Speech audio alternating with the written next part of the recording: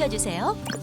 저작권 및 초상권. 여러분, 강의하기 전에 저작권 및 초상권에 대해 꼭 지켜줄 예절을 안내하겠습니다.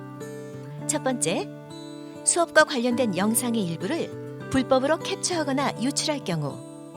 두 번째, 수업에서 제시된 자료를 무단으로 타인에게 제공할 경우.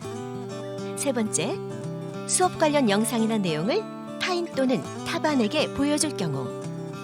학생들도 법적으로 문제가 될 수 있음을 알려드립니다.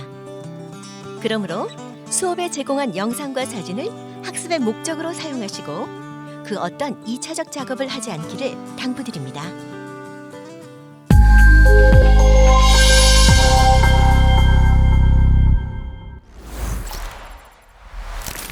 오늘의 주제는 의사소통, 강점으로 승부하라입니다.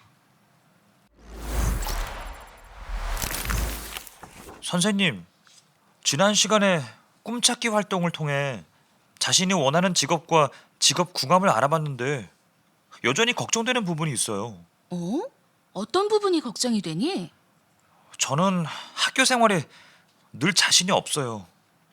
조별 활동이나 동아리 활동에서 친구들의 의견을 듣다 보면 제 의견은 말하지도 못하고 학급 대표를 하고 싶어도 다양한 의견을 어떻게 조율해야 하는지도 모르겠어요.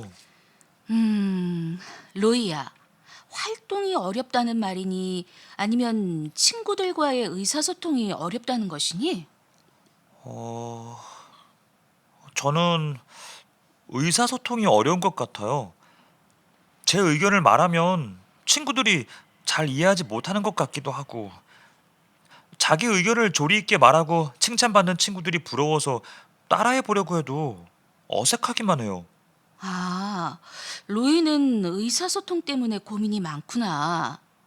그럼 이번 시간에는 의사소통 방식에 대해 알아보고 효과적인 의사소통을 위한 표현법을 배워보자꾸나. 정말요? 그럼 선생님 빨리 설명해 주세요. 현기증 난단 말이에요. 이번 시간의 학습 목표를 알아볼까요? 첫 번째, 건강한 학교 생활을 위한 의사소통 방식의 유형과 특징을 이해할 수 있다. 두 번째, 이를 바탕으로 나 전달법을 활용하여 의사소통에 효과적으로 적용할 수 있다입니다. 지금 보여드리는 두 영화를 보셨나요? 두 영화의 공통점은 무엇일까요? 먼저 인사이드 아웃은 주인공인 라일리의 감정을 담당하는 5 요정인 행복, 슬픔, 까칠, 버럭, 소심이의 역할이 모두 중요하다는 것을 깨달아가는 이야기입니다. 또 인턴은 70대에 은퇴한 벤이 젊은 여성 CEO인 줄스의 회사에 인턴으로 들어가면서 서로의 소통 방법을 풀어가는 유쾌한 영화입니다. 공통점을 발견하셨나요? 네, 상대방의 다른 입장을 알게 되면 그 사람의 표현 방법을 더 잘 이해하게 된다는 것입니다. 즉, 상대방의 입장은 나와 다른 것일 뿐 틀린 것은 아니라는 의미를 알게 된다는 것이죠.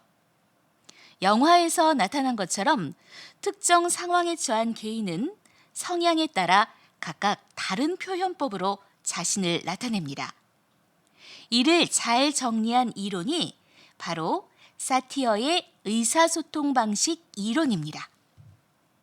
미국의 심리학자인 버지니아 사티어 박사는 의사소통은 남들과 어떤 관계를 맺고 무슨 일을 겪는가를 결정하는 가장 중요한 요인이다 라고 말하였습니다. 또한 의사소통 방식에 따라 회유형, 비난형, 초이성형, 산만형, 일치형의 5가지로 분류하였죠. 그럼 각 의사소통 방식의 특성과 표현법을 좀 더 알아볼까요? 첫 번째 의사소통 방식은 회유형입니다. 이 방식에 속하는 사람은 자신보다 타인과 상황을 우선적으로 고려하는 성향이 있습니다.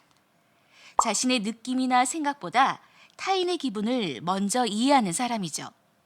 이런 특성이 심해지면 자신을 무가치하다고 여길 수 있으며 다른 사람의 의견에 쉽게 동조되고 지나치게 착한 행동을 하려는 성향이 나타나기도 합니다. 두 번째 의사소통 방식은 비난형입니다. 이 방식은 회유형과 정반대의 사고를 합니다. 즉, 타인을 무시하여 자신을 강하게 보이려는 특성을 보입니다. 다른 사람의 결점을 지적하면서 독재자처럼 상대방이나 환경을 통제하려고 합니다. 또 일이 잘못되면 그 원인을 남에게 돌리기도 하죠. 이런 유형의 사람은 의외로 내면의 모습은 외롭고 부정적인 감정이 있는 경우가 많습니다. 즉, 약한 모습을 숨기고자 더 강하게 자신을 포장하는 모습을 보이는 거죠. 세 번째 의사소통 방식은 초이성형입니다. 이 방식의 사람은 자신과 타인을 모두 무시하며 주어진 상황만을 중요시 여기는 성향을 보입니다. 분석 능력이 뛰어나고 상황 판단을 잘하는 사람으로 옳은 것과 규칙을 강하게 주장하는 매우 객관적인 생각을 하죠. 그래서 때론 비난형처럼 보이기도 합니다. 원칙에 대해서는 매우 완고하고 냉담한 자세를 취하나 내적으로는 쉽게 상처를 받으며 집단 내에서 외로움을 느끼는 특성을 보이기도 합니다. 네 번째 의사소통 방식은 산만형입니다. 이는 자신과 타인, 상황을 모두 무시하는 특성을 보입니다. 개성이 매우 강하고 규칙과 관계없이 행동하며 말과 행동이 따로 노는 듯한 모습을 보이기도 합니다. 의사소통에 원칙이 없으며 요점 없는 의견을 마구 제시하기도 하는데 가끔 스스로를 분위기 메이커라고 착각하는 경우도 있습니다. 다섯 번째 의사소통 방식은 일치형입니다.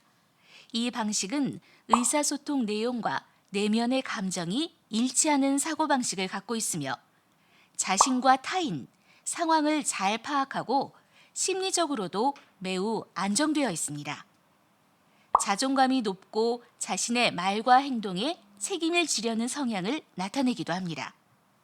나아가 스스로 주체가 되어 타인과 접촉하는 사람으로 공동체 생활에서 모두가 이상적으로 생각하는 부류의 의사소통 방식이라고 생각할 수 있습니다.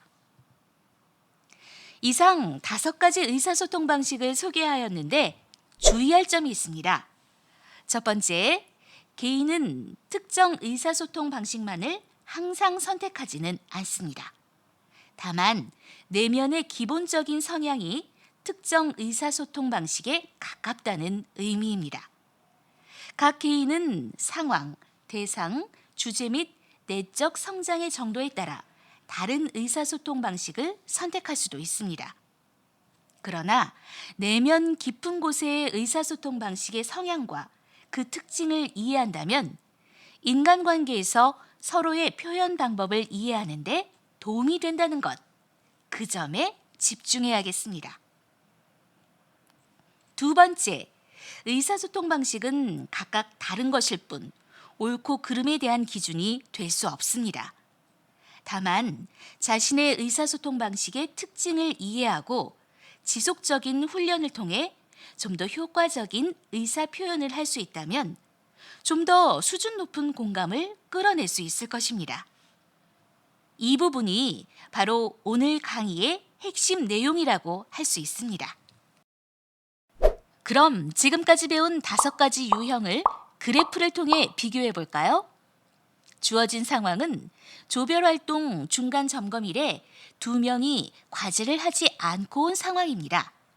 이 상황에 조장으로서 대처하는 각 유형별 반응을 살펴봅시다.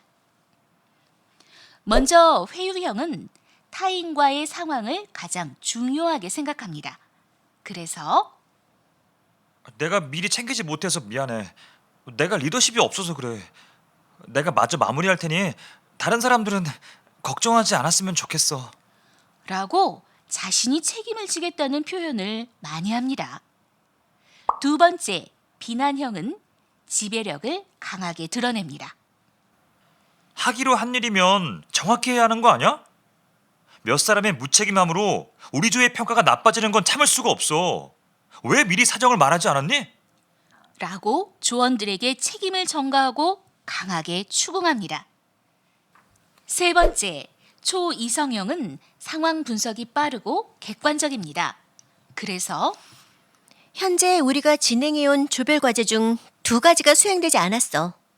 그럼 1가지는 포기해야 될 것 같고 다른 1가지는 지금까지의 데이터를 정리해서 채워보자. 그나마 나은 결과를 얻을 것 같아. 대신 이번에 약속을 지키지 않은 2명은 감점해달라고 선생님께 말씀드릴 거야. 라고 표현합니다. 정확한 분석일 수 있지만 타인에 대한 배려가 느껴지지 않는다는 것 이해하셨나요?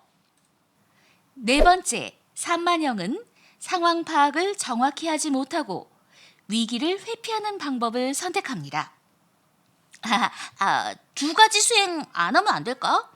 그냥 못한다고 하든지 지금까지 자료로만 보고서를 제출하자. 선생님도 우리의 입장을 이해하실 거야.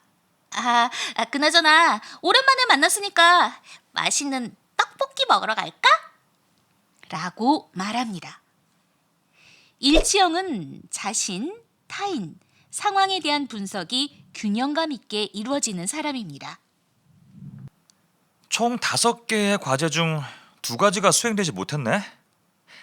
약속을 지키지 못한 친구들도 개인의 사정이 있었던 것 같아. 우리 조는 이 2가지만 채워지면 우수한 성과를 낼 수 있을 텐데. 그러니 남은 시간 동안 역할을 분담해서 좋은 성과를 거둬보자.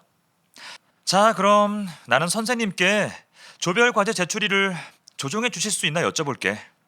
이 일로 조원들 서로가 비난하지 않았으면 좋겠어. 다 함께 힘내자. 라고 말합니다. 각 유형마다 다르게 나타나는 의사소통 방식 잘 이해하셨나요? 이번에는 학교 안에서 자신의 소통 방식을 효과적으로 나타내기 위한 나 전달법을 소개하겠습니다.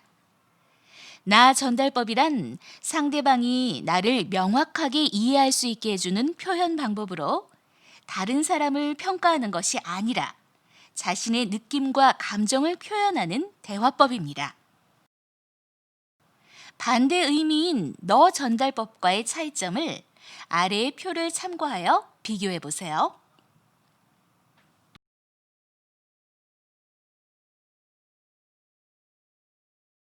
잘 비교해 보셨나요? 그러면 학교 안에서 나 전달법을 사용하면 어떤 장점이 있을까요? 1. 상대방을 비난하지 않고 주어진 상황과 상대방의 행동에 대해 느낀 바를 표현할 수 있다. 2. 내가 원하는 행동이 무엇인가에 대해서 분명한 정보를 제공할 수 있다. 3. 나를 주어로 진술함으로써 자존감을 보호할 수 있다. 앞서 회유형 의사소통 방식을 보였던 로이가 나 전달법을 연습하면 어떻게 표현 방법이 바뀌게 될까요? 바로 이렇게 될 것입니다. 나는 우리 조원 중에 2명이 과제를 하지 않고 와서 우리 팀이 평가를 잘못 받게 될까 봐 걱정이 됐어. 이렇게 나 전달법으로 마음을 전한 후 지금 상황에서 누군가의 책임을 묻기보다는 지금이라도 팀워크를 발휘해서 함께 대안을 찾아보자. 라고 한다면 로이는 자신의 입장과 생각을 좀 더 효과적으로 전달하였을 뿐 아니라 힘을 모아 문제를 함께 해결해 보자라는 문제 해결 방안도 합리적으로 제시할 수 있게 되겠죠.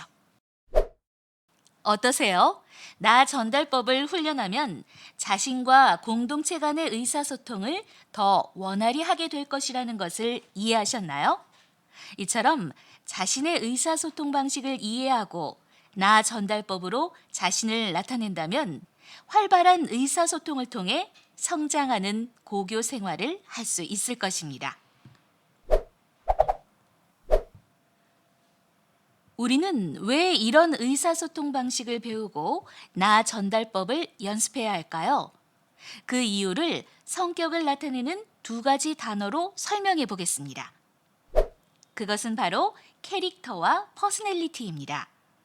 이 두 단어는 심리학에서 빙산으로 표현하기도 합니다. 빙산의 수면 아래 부분은 캐릭터, 수면 윗부분은 퍼스널리티로 나타냅니다. 퍼스널리티라는 단어의 어원은 라틴어 페르소나라고 합니다. 그 뜻은 가면이라는 것이죠.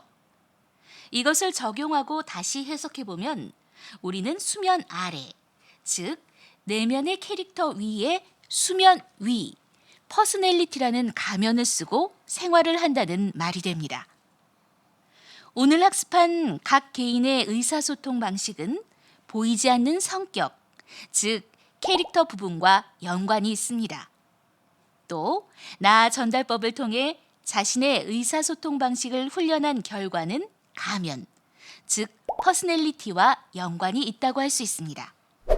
정리하면 자신의 의사소통 방식을 이해하는 것은 내면의 성장이고 나 전달법을 훈련하는 것은 외적인 성장인 의미죠. 이와 같은 균형감 있는 성장은 고교 시절에 추구해야 할 중요한 가치 목표인 것입니다.